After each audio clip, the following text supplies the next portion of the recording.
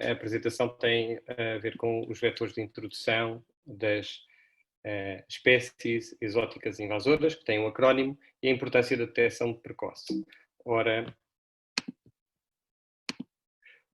então,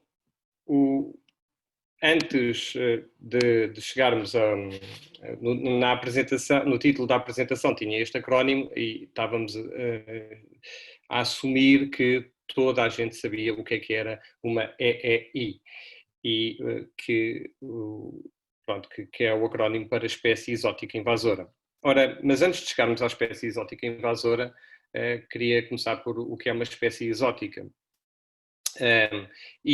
Basicamente é uma espécie que foi transportada por ação humana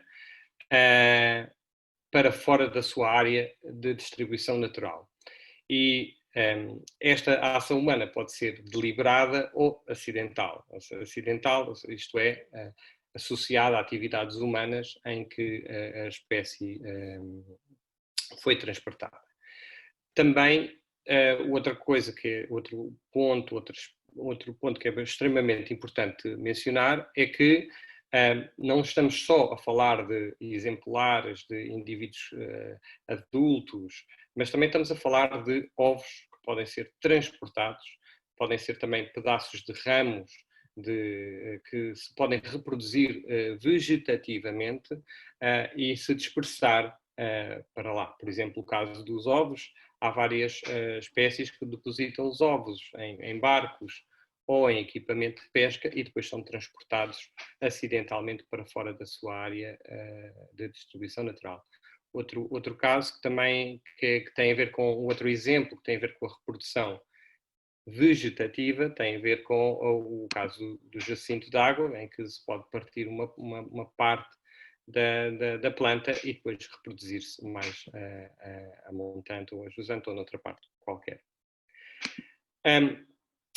Ter atenção que o termo de utilização que nós utilizamos em espécie exótica é um uso mais coloquial e que nós utilizamos para o grande público. De uma forma geral, em documentos técnicos e em documentos científicos, não utilizamos o termo exótico. Utilizamos sim termos como não nativo, não indígena, que são os termos mais comuns a serem utilizados na literatura. Por isso, utilizamos o termo exótico para comunicar para o grande público e o termo não nativo e não indígena para documentos técnicos e científicos. Ora, o que é uma espécie exótica invasora? Basicamente, é uma espécie exótica que aumenta a sua área de distribuição e que, pelas suas propriedades, pela sua abundância e pelo seu funcionamento, pode alterar, por um lado, alterações significativas nos ecossistemas, pode ter aqui um impacto na biodiversidade, ou seja, esse é o primeiro aspecto, pode ter um impacto na saúde pública. Podem ser espécies que podem trazer doenças que afetem os humanos e depois pode também haver espécies que possam causar perdas económicas em atividades que nós desenvolvemos nos ecossistemas. O que é importante aqui salientar é que estas espécies exóticas invasoras, o seu impacto tem que estar demonstrado. Nós temos que ter uma demonstração taxativa de facto que esta espécie se destaca das outras espécies exóticas porque causam este impacto ou ecológico, ou societal, ou económico. Isto também, eu apresentei aqui este diagrama, também um bocado para tentar clarificar alguns dos aspectos, ou seja, de alguns dos termos que nós utilizamos na literatura. Ora, do vosso lado esquerdo, tem aqui alguns termos a azul, no fundo azul, com a azul, que são sinónimos ou são indicativos de serem espécies que são espécies nativas. Do vosso lado direito, com o fundo cor-de-rosa, a branco, temos vários sinónimos que são relativos a espécies exóticas, mas depois no meio temos aqui uma interseção em que há aqui 4 termos que, dependendo dos casos, podem ser considerados exóticos, nativos, ou então são absolutamente neutros. Temos o caso das pragas e das infestantes, em que quando nós falamos em espécies exóticas invasoras, pensamos logo numa espécie que seja uma praga, uma infestante, e como a cana comum, ou como o jacinto de água. No entanto, também há algumas espécies nativas que estão, por desequilíbrios que nós causamos nos ecossistemas, que também acabam por se tornar muito abundantes. Por exemplo, há um caso do javali, em que hoje em dia causa alguns problemas em termos de saúde pública e de impactos na agricultura. Depois temos aqui a preto 2 outros termos que são mais ou menos neutros, em que temos o primeiro termo, que é o criptogénico, que basicamente são espécies que nós não sabemos se são nativas ou são exóticas. E por isso não temos conhecimento para dizer, ok, esta espécie é de facto ou uma coisa ou outra. Por isso, quando não temos essa certeza, chamamos de criptogénica. Depois temos aqui um termo que é são espécies translocadas, que são espécies que foram movidas para além da sua área de distribuição natural, para outro local, mas dentro do mesmo país. Por exemplo, há espécies que foram introduzidas do norte do país para o sul do país, mas que depois administrativamente não são consideradas como exóticas, porque numa área do país são nativas e noutra área são exóticas. Então, menciona-se que essas populações, onde ela foi introduzida, são as populações translocadas. Ora, quando olhamos para o processo de invasão, ou seja, isto é transversal a todas as introduções, a todas as espécies exóticas, nós temos uma entidade biológica, seja ela uma planta, um animal, um cogumelo, que é transportada da sua área nativa e durante esse transporte, durante essa primeira etapa, pode não sobreviver ao transporte, por exemplo, pode não haver água, pode não encontrar luz e não sobreviver a esse transporte, mas também algumas podem sobreviver. E estas etapas são sucessivas, ou seja, uma vez chegando ao local de libertação, pode ser libertada para habitats que não sejam adequados ou habitats que sejam adequados. E se é libertada para um habitat não adequado, acaba por morrer. Nós temos, por exemplo, há casos em Portugal de introduções feitas de truta, que é uma espécie de águas frias, que se tentou introduzir no sul do país.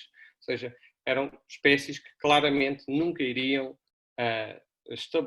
vingar e sobreviver a essa libertação, porque a truta não aguenta temperaturas muito elevadas.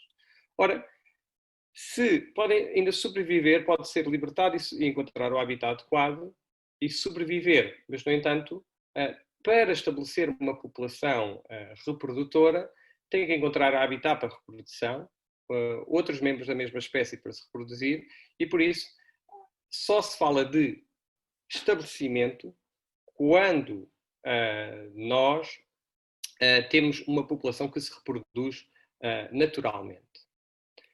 Por último, a seguir, temos outra fase em que, uma vez tendo sido libertada num determinado local e que se reproduz, alguns destes indivíduos acabam por se dispersar e ir formar novas populações, ir ocupar outras áreas, ou então a população, aqui por uma questão de natalidade e mortalidade da própria população, nunca haver indivíduos suficientes para dispersarem e colonizarem outras áreas.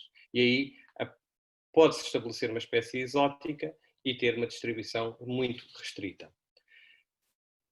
Por último, temos aqui algumas espécies que conseguem sobreviver a longo prazo, mas depois, de repente, vem uma cheia, vem um daqueles fenómenos que acontecem a cada 50 anos e não consegue sobreviver e acaba por morrer. Ou então acaba por não ocupar todo o habitat disponível porque não consegue ocupar. Então, são espécies que acabam por nunca ficarem integradas nos ecossistemas. Enquanto outras acabam por sobreviver a longo prazo, conseguem sobreviver às secas, aos ciclos das secas a cada 10 anos, a cada 20 anos, a cada 50 anos, conseguem sobreviver e conseguem se tornar comuns e ocupar todo o habitat disponível. Ora, o vetor funciona sobretudo aqui na parte da fase, da etapa do transporte.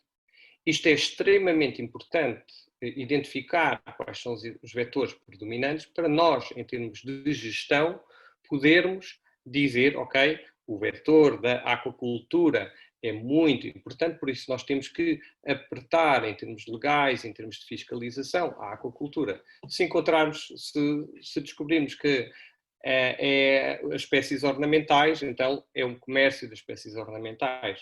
E é aqui que é extremamente importante fazer a identificação destes vetores. Ora, o que é um vetor?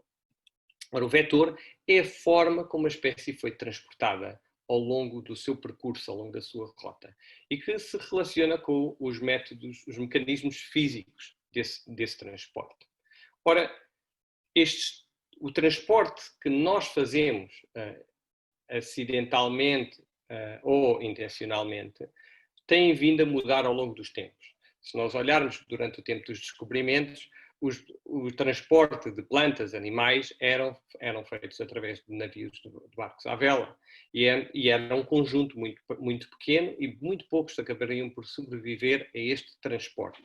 Hoje em dia, nós temos dezenas de milhares de barcos, centenas de milhares de caminhões, inúmeras atividades económicas, como o comércio ornamental ou a pesca desportiva, que transportam e que têm um maior peso, dependendo da região, de região para região, tem um peso diferenciado de região para região, e hoje em dia há a pressão dos vetores é muito, muito forte a nível mundial. Só para nomear aqui alguns dos principais que existem a nível mundial, claramente a agricultura é uma atividade que é responsável pela introdução de muitas das espécies exóticas, muitas delas têm um grande valor para a nossa sociedade, sem as quais nós não poderíamos sobreviver. Temos a aquacultura, também que é uma das principais razões de introdução a nível mundial de peixes. Temos as águas de lastro e as espécies incrustantes, os cascos dos navios, que dentro das espécies marinhas é um vetor extremamente importante, predominante. Temos os canais de tráfego marítimo ou fluvial, os transvases de água, ou seja, passagem de água de bacias hidrográficas entre bacias hidrográficas, que transporta também outras espécies exóticas, espécies ornamentais, comércio de animais de estimação. Outras menos preponderantes são o controle biológico, pelo menos dentro da nossa realidade, a conservação, a pesca desportiva, que a pesca desportiva, por exemplo, em Portugal e na Europa, é extremamente importante como vetor de introdução de vários animais, as espécies contaminantes de carga e investigação. Um exemplo clássico de investigação para Portugal tem a ver com a rã de unhas africana, a Xenopus laevis, exemplo que eu vou desenvolver nos próximos slides. Ora, quais são os vetores predominantes de espécies exóticas invasoras aquáticas, ou de espécies exóticas, peço desculpa, aqui é só espécies exóticas aquáticas em Portugal.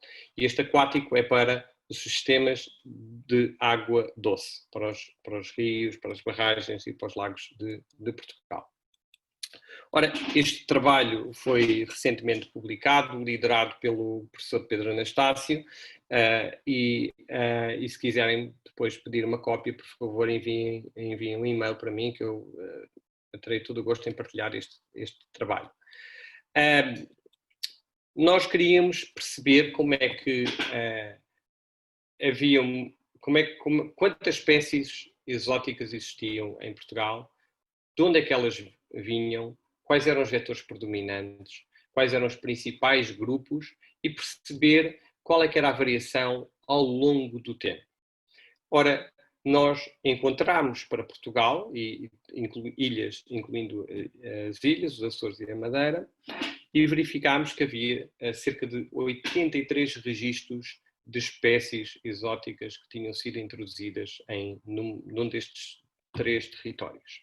Ora, a taxa de chegada de espécies exóticas, de animais aquáticos em águas doces em Portugal, é de 14 espécies a cada década no século XXI.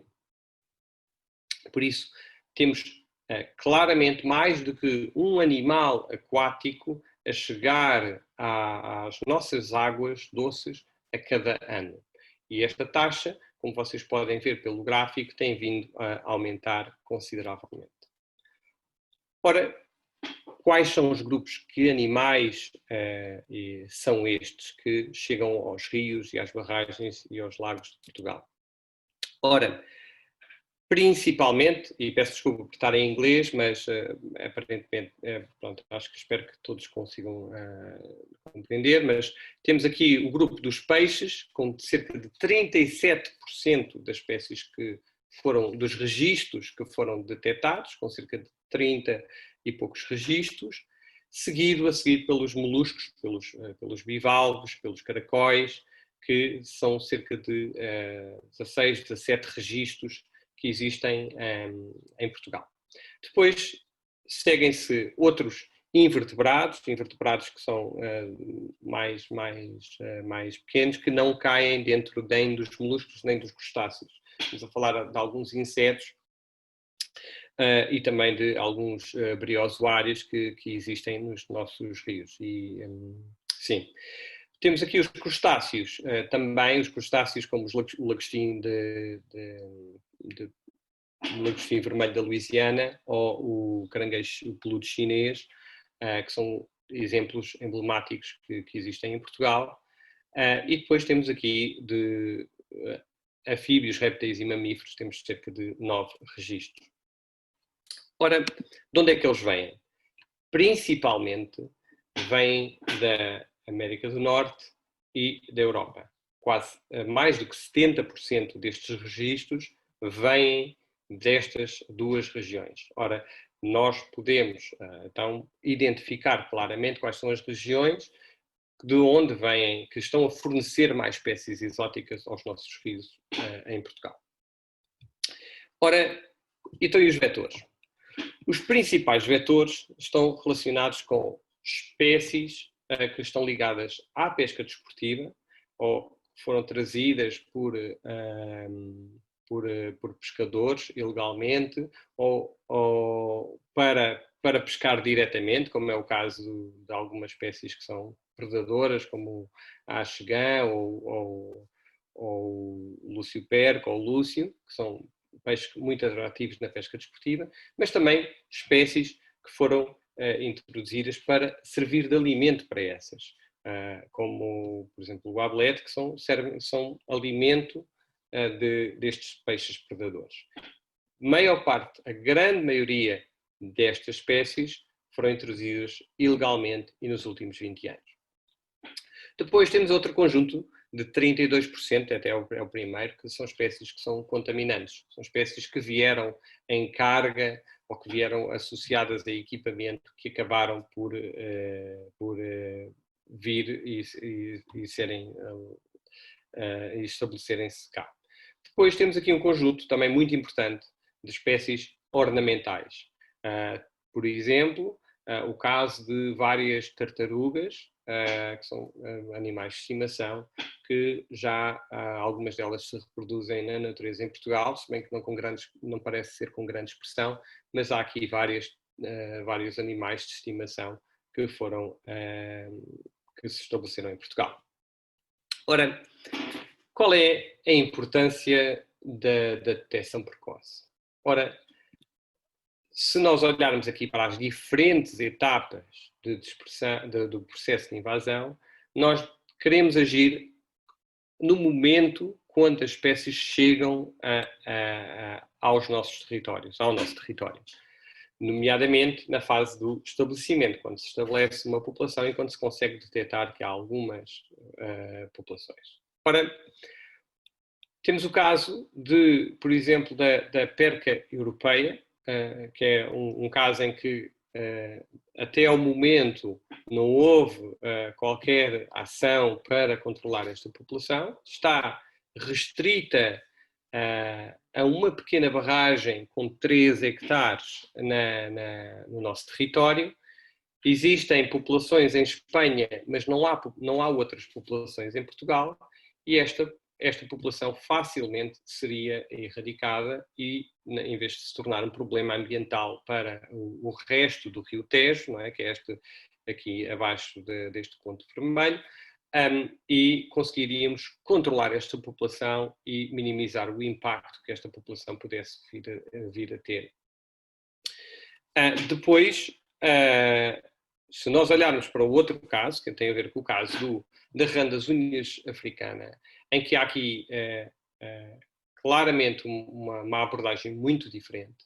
Esta espécie foi utilizada num centro de investigação na zona do Oeiras e que depois foi deixada em tanques no jardim desse centro de investigação e provavelmente terá fugido para 2 ribeiras no concelho de Oeiras, a Ribeira das Lajes e a Ribeira de Barcarena.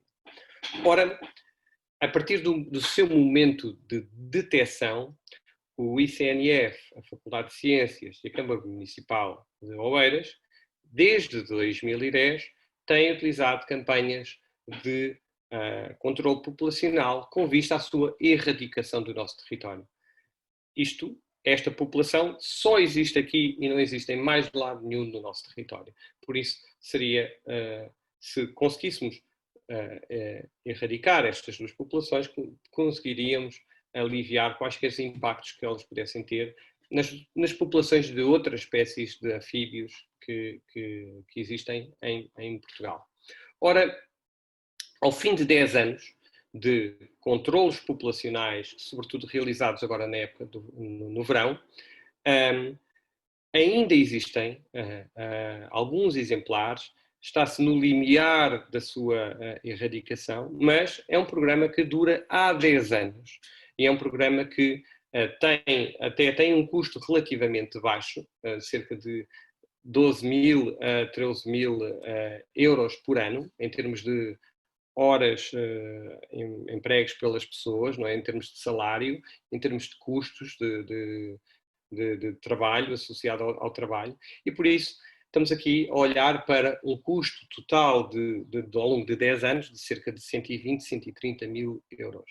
Ora, esta espécie pode ser um vetor de um fungo que depois poderá passar para outros anfíbios ameaçados, outras rãs, outros sapos, salamandras, que depois poderão causar algum impacto na biodiversidade.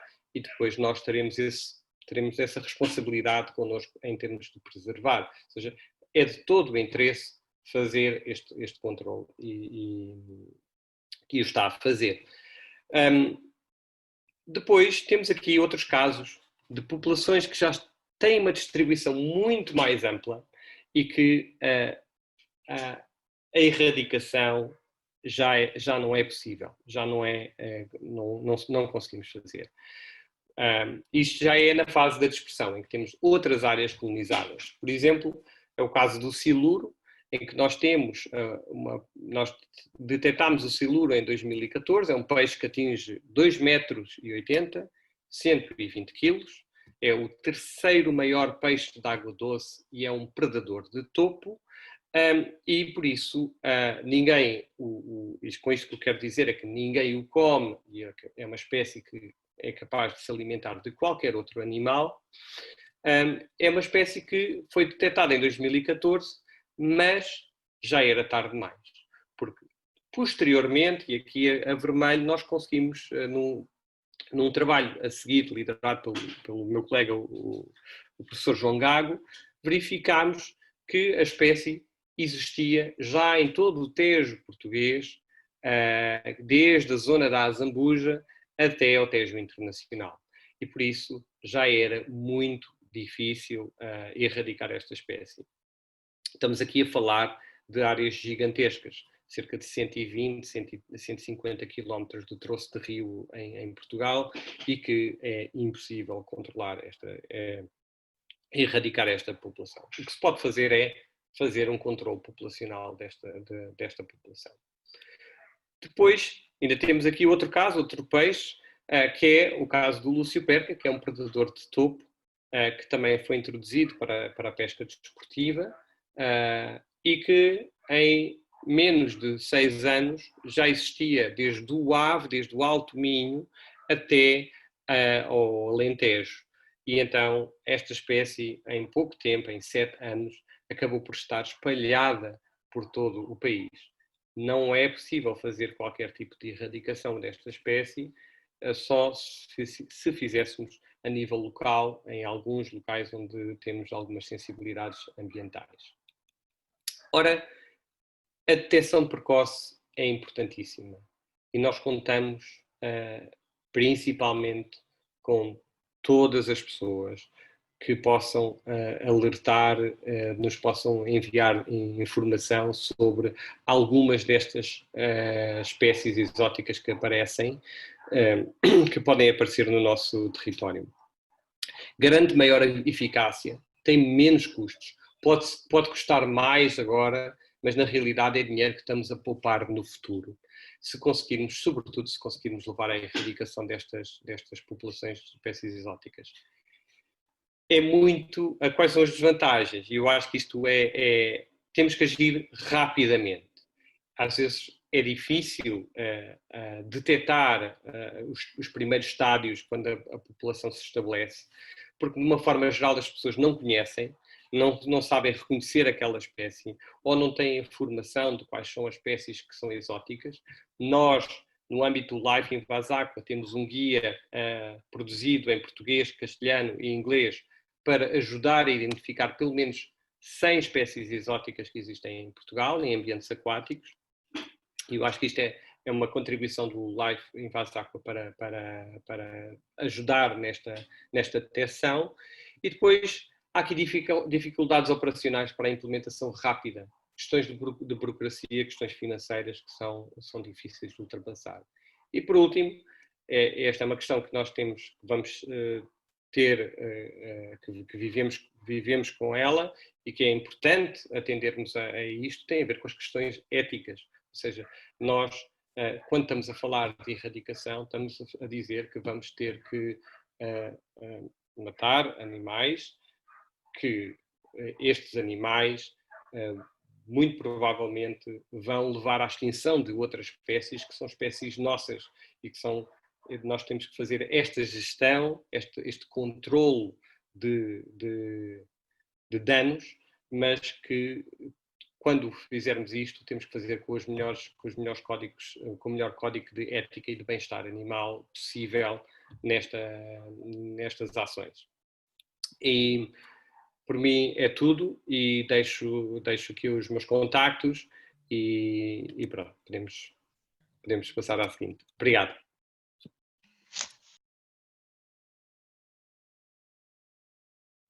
Reportagem realizada com o apoio do Programa LIFE da União Europeia.